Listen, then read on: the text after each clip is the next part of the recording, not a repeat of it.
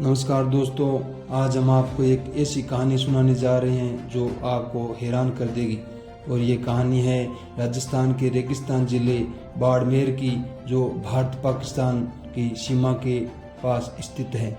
इस बाड़मेर ज़िले के छोटे से गांव में 100 फीट गहरा कुआं जो सूखा था और उसमें फंसे दो प्राणी, दोनों एक दूसरे के दुश्मन और दोनों एक दूसरे को आंखें देके नहीं चाहते, लेकिन कुएं के अंदर कुछ अलग ही नज़ारा था।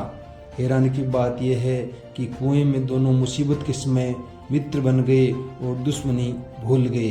कुआं गहरा था और सूखा भी था। गर्मी से दोनों परेशान थे, मौत और जिंदगी की जंग लड़ रहे थे।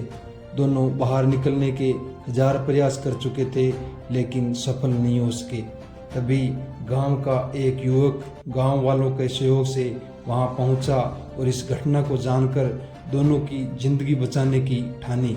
उसने देखा दोनों जिंदगी की जंग लड़ रहे हैं, मुसीबत में हैं। बिना देर किए युवक कुएं में उतर गया और नीचे पहुंचते ही युवक ने देखा कि सांप कोने में बैठा हुआ है, डरा हुआ है, जबकि मोर भी बेचारा भूखा प्यासा तड़प रहा था।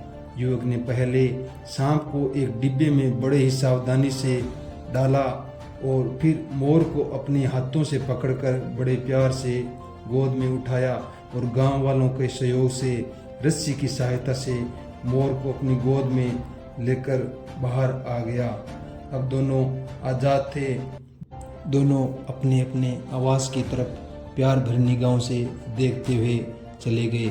दोनों की जिंदगी का एक अनोखा रिश्ता बन चुका था। स्वाभाविक शत्रु भी किस प्रकार से मुसीबत में एक दूसरे को प्यार करने लगे। यही जिंदगी की असली सीख है। युवक की इस बहादुरी ने गांव वालों का दिल जीत लिया और दोनों प्राणियों को अपनी बहादुरी से मुसीबत के समय बाहर निकाला। मुसीबत के समय किसी जीव की रक्षा करना ही सबसे बड़ा धर्म और कर्तव्य है, सबसे बड़ा यही पुण्य है।